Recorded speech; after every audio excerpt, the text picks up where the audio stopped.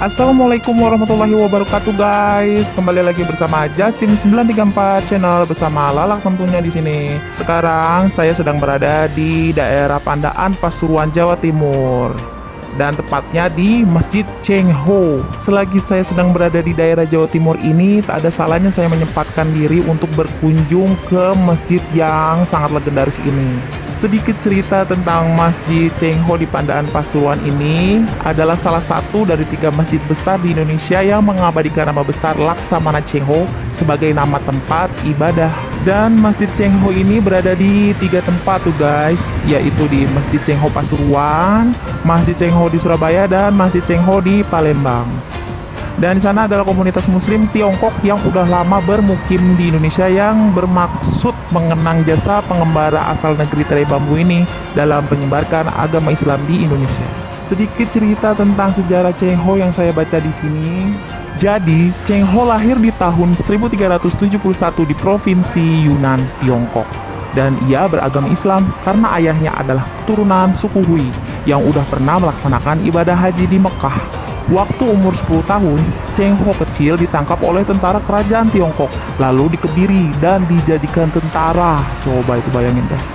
Selanjutnya, Cheng Ho mengabdi kepada Kaisar Yongle dari dinasti Ming, dan atas perintahnya Cheng Ho berlayar ke berbagai tempat di dunia sebagai utusan kerajaan Tiongkok.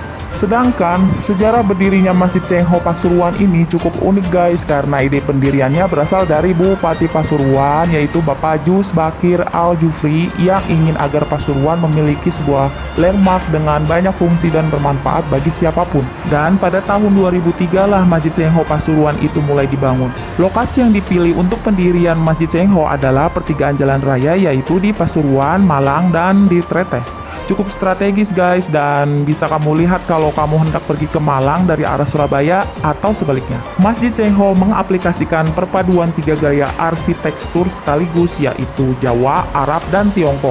Dan inilah yang menjadikan Masjid Cheng Ho menarik sebagai tujuan wisata religi.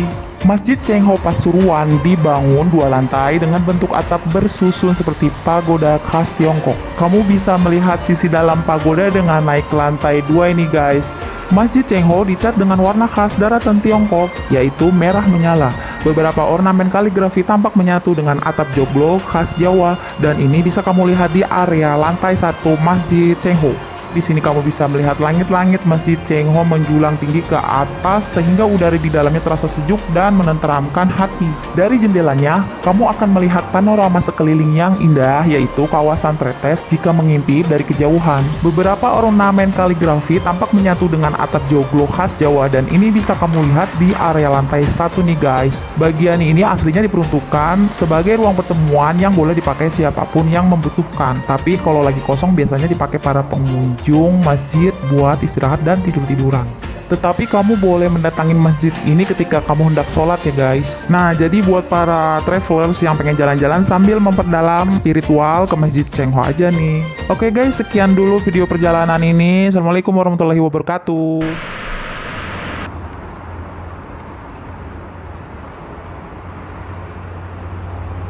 Selamat pagi, sekarang saya ada di Masjid Cheng Ho.